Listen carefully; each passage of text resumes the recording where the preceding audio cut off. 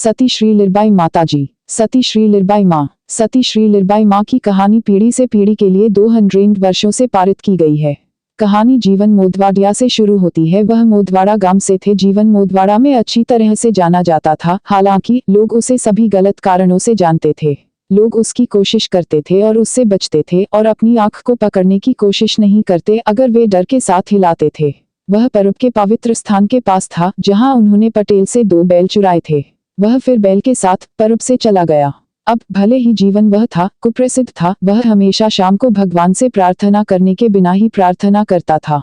पटेल को परब के पवित्र स्थान पर जाना पड़ा और उन्होंने संत देवीदास से पूछा कि क्या उन्होंने अपने बैल को देखा है।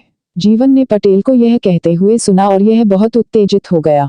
अपने मरने के दौरान जीवन ने भगवान से प्रार्थना की कि वह किसी भी दिन भगवान को याद करने में कभी नहीं भूल गया था। पटेल ने संत देवीदास को फिर से पूछा कि क्या उन्होंने अपने बैल को देखा है।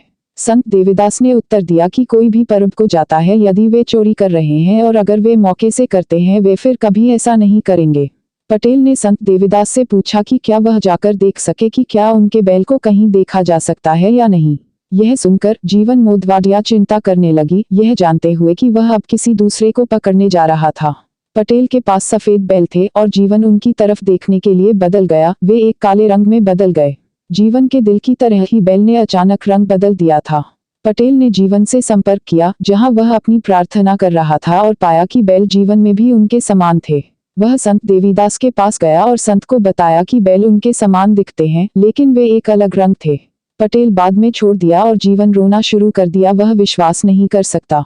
उन्होंने संत देवीदास से संपर्क किया क्योंकि उन्होंने अपनी प्रार्थना पूरी कर ली है और अपने पैर रखे हैं। समय के इस अंतरिक्ष में जीवन मोदवाडिया को एहसास हुआ कि भक्ति वह रास्ता था जिसे वह लेना चाहते थे।